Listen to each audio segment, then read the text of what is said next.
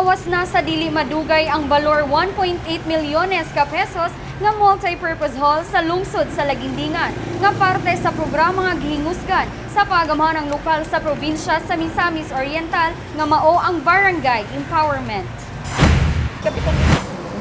Niadtong Marso 2, 2021 gibisitahan sa buhatan sa Misamis Oriental Barangay Infrastructure Projects kun BIP pinanguluhan ni Assistant Provincial Engineer Tessie Gales ang Barangay Sinay sa lungsod sa Lagindingan ug dinhi malipayong mipaabot sa dakong pasalamat si Barangay Captain Nelson M. Acosar ngadto kang Governor Bambi gumikan sa katumanan sa multi-purpose function hall completion.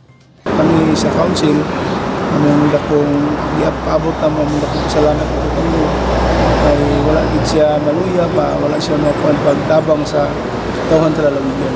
Ang maong infrastruktura natibawas na ang Phase 1 ug 2 sa pagkakaroon mamahimo na nga magamit ang two-story hall kay ang nahabiling plano na lamang mao ang canopy aron kasilungan panahon sa ting-ulan ug matiwas ang kusina nga bahin niini. Dako ang pagsalig sa taga-barangay Sinay, hilabi na ni Barangay Captain Acosar nga matibawas kini labi na dako ang iyang pagsalig nga dili pasagdan og biyaan ni Governor Bambi.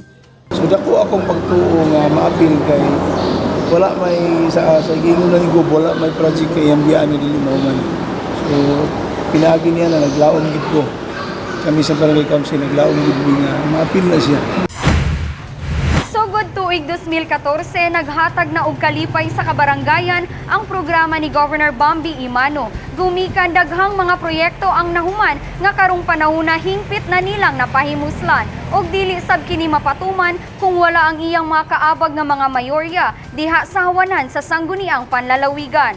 Kauban si Neil Labis sa kamera. Ako si Lambo Regian Maygay. Alang sa limpyo ug matarong nga panggobyerno, padayon Pilipino.